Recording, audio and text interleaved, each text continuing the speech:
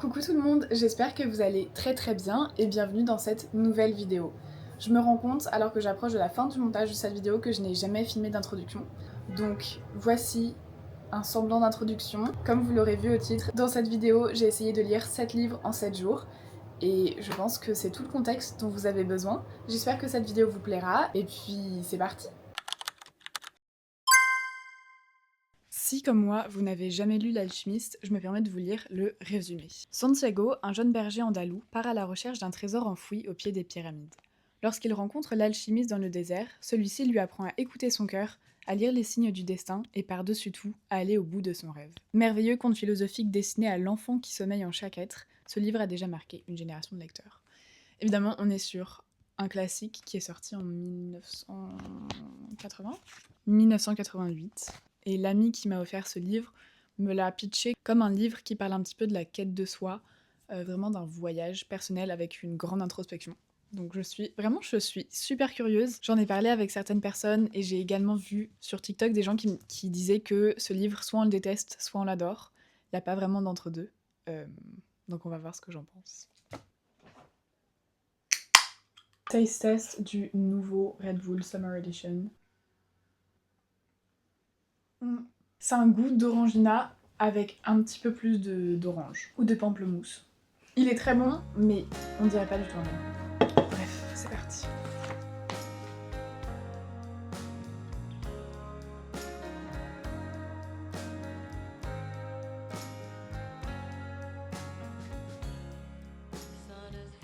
L'éclairage est un peu pourri parce qu'il fait hyper moche. J'espère que ça va aller.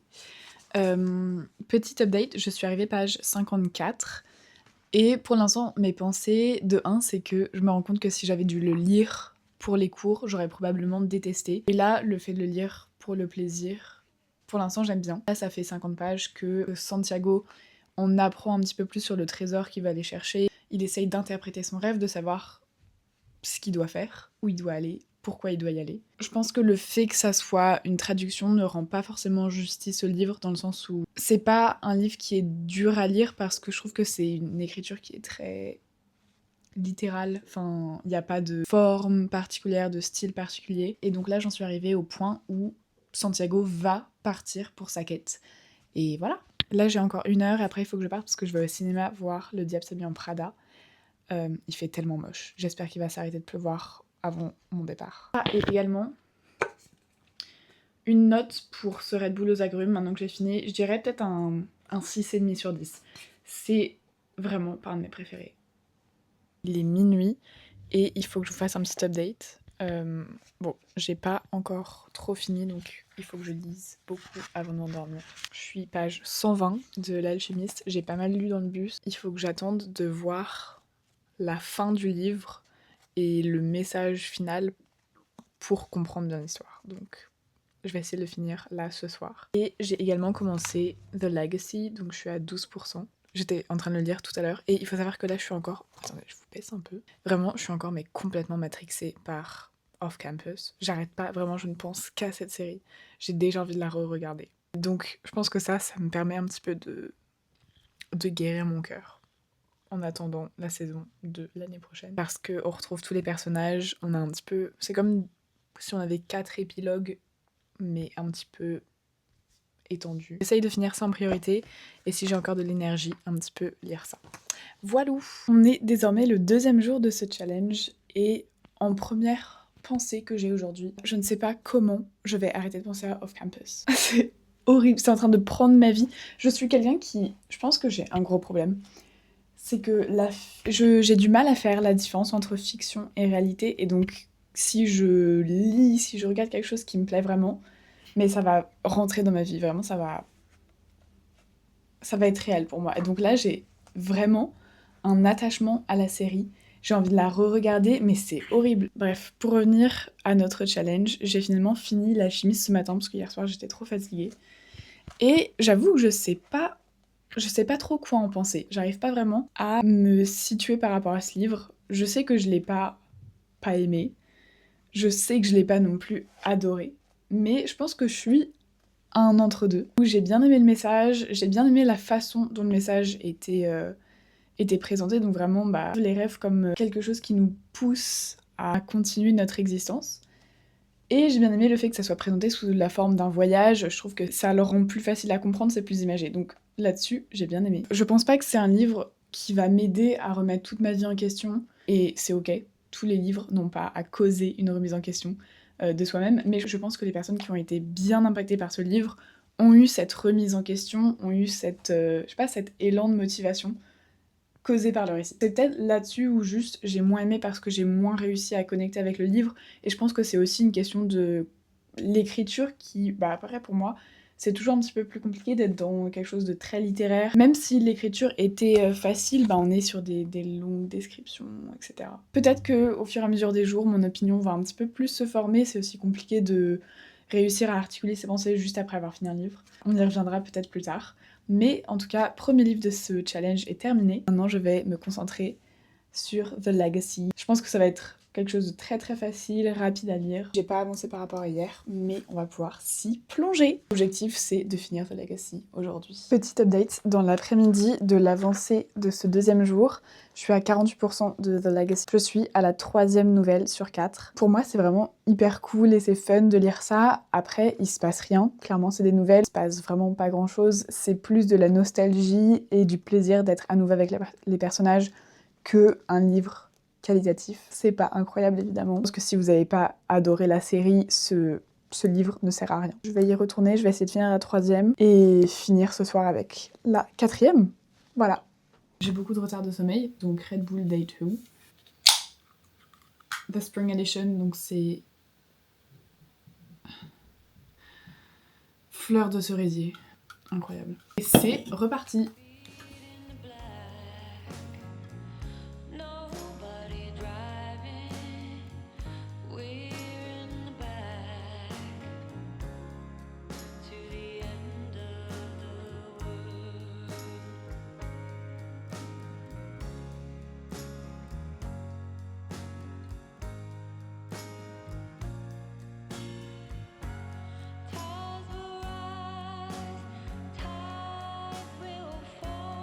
Il y a quelque chose que cette série fait extrêmement bien, et je me souviens que quand je lisais les premiers livres, ça m'arrivait tout le temps, c'est que je suis tout le temps en train de rire, genre il y a plein de petites choses qui se passent qui me font genre pas exploser de rire, mais genre je giggle. Genre là, en fait j'aime trop ce groupe d'amis. Dans ce livre, ils ont une sorte de poupée en porcelaine qui est hyper creepy. Des rumeurs que c'est une poupée hantée. Et là, ils arrêtent pas, genre pendant toutes les histoires, ils arrêtent pas de se les envoyer les uns aux autres pour se faire peur, et ça me fait trop rire. Il pleut extrêmement fort. C'est juste que c'est la météo parfaite pour terminer ce livre. Je suis à 70%.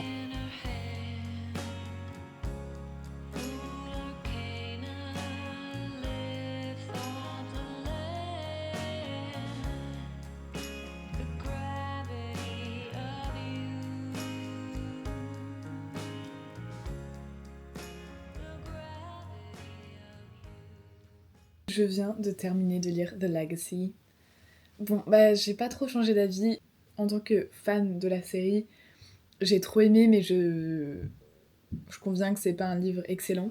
Je trouve ça dommage pour un livre épilogue que on révèle autant de troubles au sein de chaque couple, et même si ces troubles sont adressés, il y a des trucs où je me disais mais pourquoi t'introduis ce conflit ou cette insécurité au sein du couple alors qu'ils sont censés être genre joyeux pour le reste de leur vie et tout. Donc ça c'est le seul truc qui m'a un peu dérangée, où j'étais en mode bah pourquoi tu parles de ça en fait. Oui d'accord, c'est réaliste, il y a toujours des conflits au sein d'un couple, mais je sais pas, ne brise pas l'image parfaite que j'ai de mes petits bébés. On se retrouve pour le 3e jour de ce challenge. Le 3e livre que j'ai choisi, c'est Hello Beautiful de Anne Napolitano. Je suis encore vraiment au début, donc j'essaye encore de comprendre un petit peu l'histoire et le cadre. On suit 4 sœurs qui sont extrêmement différentes les unes des autres.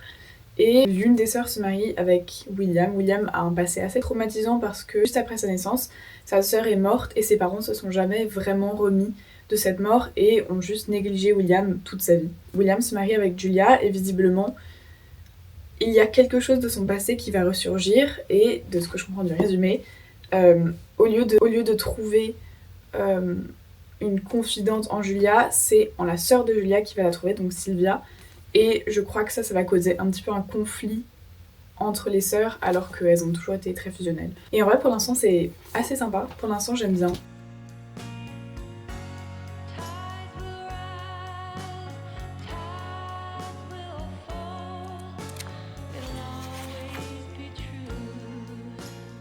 Update, page 116. Ce qui pour moi est la meilleure chose du livre, c'est son écriture. C'est vraiment extrêmement bien écrit, il y a beaucoup de passages qui te font réfléchir sur la vie où je suis en mode waouh, genre c'est vraiment beau. J'ai quand même du mal à accrocher au personnage, mais je pense que c'est fait exprès, on a quand même un gros problème de communication dans le couple principal. C'est vrai que c'est un petit peu frustrant à lire.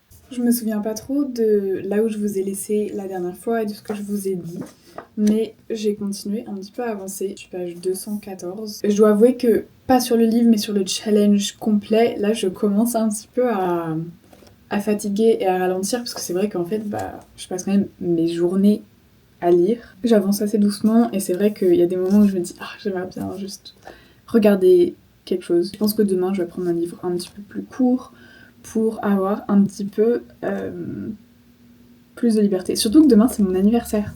Donc je pense que le soir, je vais être longtemps à table. Si j'en reviens à Hello Beautiful, vraiment j'aime toujours l'histoire. C'est assez marrant parce que on est vraiment mais entièrement sur du développement de personnages. Il n'y a pas d'action particulière. C'est vraiment juste t'apprends à connaître des personnages. Tu vois les relations qui se forment, les relations qui se détruisent. Et je trouve que c'est honnêtement très très bien fait, très très bien écrit. Donc pour l'instant j'ai honnêtement rien de négatif à dire. Il y a une relation qui paraît un petit peu impossible. Et j'ai juste envie de savoir s'ils vont réussir à aller au-delà de ça. Enfin bref. Soit je vais à la salle, soit je fais une petite soirée chill à la maison.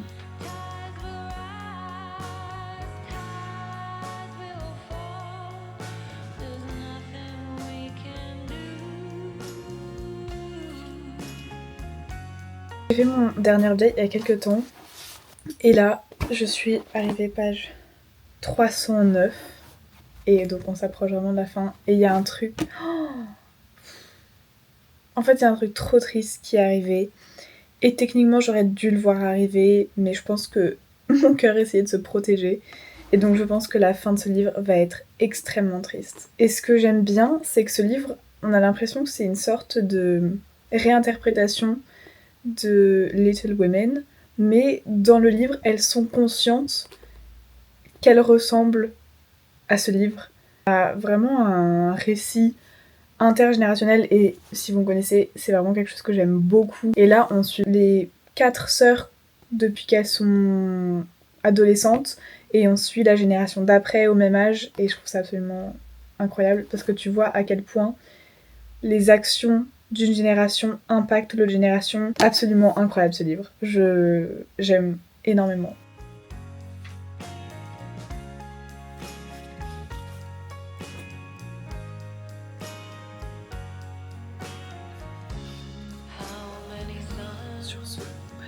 On est le 4e jour, il est 19h et je n'ai rien filmé de la journée. J'avoue que j'ai pas fait grand chose. Hier, vous avez vu, on a terminé Hello Beautiful, je vais en parler un petit peu. Et pour le 4e livre, j'avoue que j'ai craqué. Je suis repartie sur la série Off Campus et je suis en train de lire le premier livre de Briar Yu, donc The Chase. Et j'ai lu presque la moitié. Je le lis tellement vite, vraiment je le dévore. C'est toujours le cas avec les romances de hockey. Sue Me. J'adore ça. Quant à Hello Beautiful de Anna Napolitano, j'ai vraiment adoré ce livre. Comme vous le savez peut-être, j'ai décidé de plus donner de notes à mes livres, sauf si c'était une lecture 5 étoiles, parce que je trouve que c'est vraiment tellement subjectif que c'est pas forcément hyper intéressant de communiquer une note sur 5. Mais quand je vous dis que c'est 5 étoiles, ça veut dire que je le recommande et que pour moi c'était un livre qui était excellent. Bref. Tout ça pour vous dire que pour moi Hello Beautiful c'est un livre 5 étoiles. J'en ai eu très peu cette année, donc ils ont beaucoup de valeur à mes yeux. J'ai adoré le début, il y a eu un petit moment dans le livre où j'avais peut-être un peu moins de facilité à accrocher, mais je pense aussi que c'était le fait d'avoir enchaîné 3 livres d'affilée quand je suis arrivée au dernier tiers, mais j'étais tellement dans l'histoire et finalement j'ai vraiment développé un attachement pour les personnages que j'avais pas forcément au début et j'ai trouvé ça incroyable à quel point la psychologie et l'intériorité des personnages se développent et en fait plus les personnages évoluent, plus ils arrivent à sortir de de leurs problèmes, plus tu les découvres. Tout adoré à propos de ce livre. Et je ne peux que le recommander si vous aimez les livres qui explorent les dynamiques familiales un peu compliquées. Peut-être checker les trigger warnings parce qu'on parle de sujets qui sont un peu compliqués, notamment la dépression. Donc je vous conseille de checker ça. Mais si c'est si c'est des choses qui ne vous font pas peur, mais je ne peux que recommander ce livre. En plus, c'était vraiment très très bien écrit. Il y a eu beaucoup de moments qui ont beaucoup résonné avec moi. J'ai même surligné un passage que j'ai beaucoup aimé. Et honnêtement, dans quelques années, je pourrais me voir relire ce livre, voir un petit peu comment ma relation avec le livre évolue. Et vraiment, encore une fois, je l'ai déjà dit, mais pour moi, les relations avec les frères et sœurs, c'est quelque chose de tellement important que... Enfin, je sais pas, j'ai vraiment eu un attachement particulier qui m'a... À chaque fois, je pensais à mes frères et sœurs, etc. Voilà. Incroyable. On est le 5e jour de ce challenge et ça ne se passe pas du tout comme prévu parce que je suis toujours sur le 4e livre et j'arrive pas à avancer. Il me reste 30% du livre, c'est pas énorme. Et en vrai, j'aime le livre, mais le contexte est tellement nul. Et j'ai pas mal de rendez-vous cet après-midi, donc je vais emporter mon livre pour essayer de lire, je pense, dans les transports, etc. Et espérer que, en termes de temps, ça soit bien. Et je pense que pour le 5e livre, je vais essayer de trouver quelque chose de vraiment court, juste pour avoir la satisfaction de finir quelque chose. C'est horrible, vraiment, là je suis au bout de ma vie. Sinon, le livre est bien.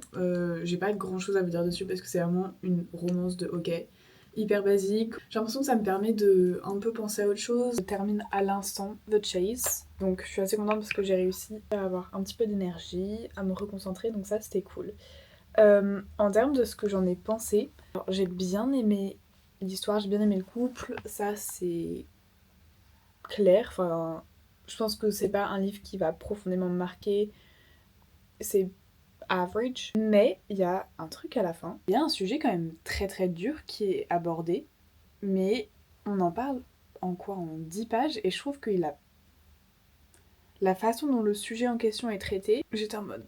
Non, en fait, soit tu lui dédies plus que 3 pages pour être réglé et surtout tu mets pas d'humour dedans, soit t'en parles pas. J'ai pas envie de vous dire, parce que je sais pas si c'est un spoil, mais très déçue par la fin. Je pense que le livre aurait été mieux sans, ou juste fait d'une meilleure façon. Bref. Donc au moins, on a terminé le 4e livre.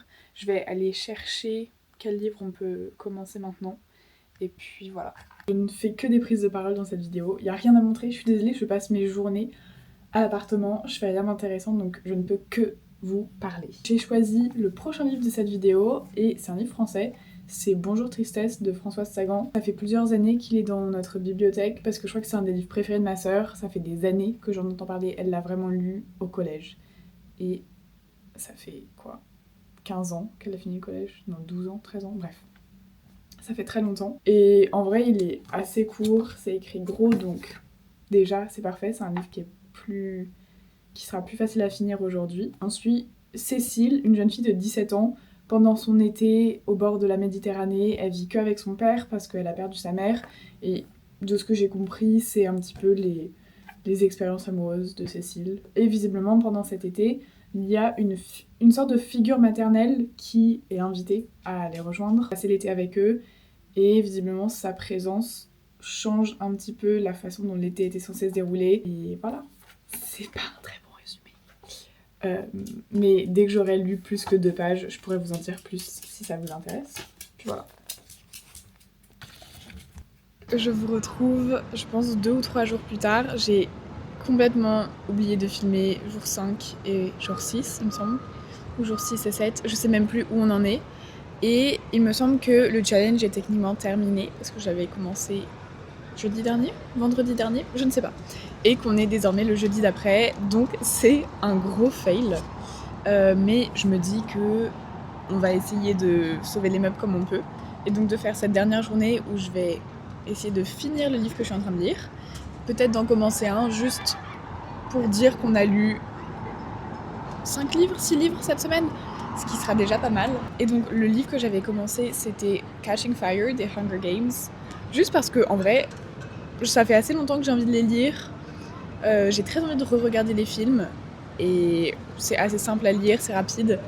Et je les avais jamais lus. Enfin, j'avais lu le 1.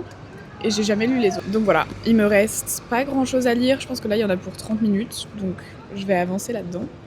Et puis voilà, bon, un peu déçue, mais vraiment je dirais les 3-4 premiers jours, non les 3 premiers jours j'avais vraiment la déterre de réussir à faire les 7 livres en 7 jours, et ma motivation en vrai est bien descendue. Aussi c'était compliqué juste de trouver le temps de le faire, j'aurais pu faire mieux, mais c'était un challenge ambitieux et compliqué. Donc on va terminer Catching Fire, on va voir où ça nous mène dans la journée et on va voir ce qu'on peut faire pour avancer.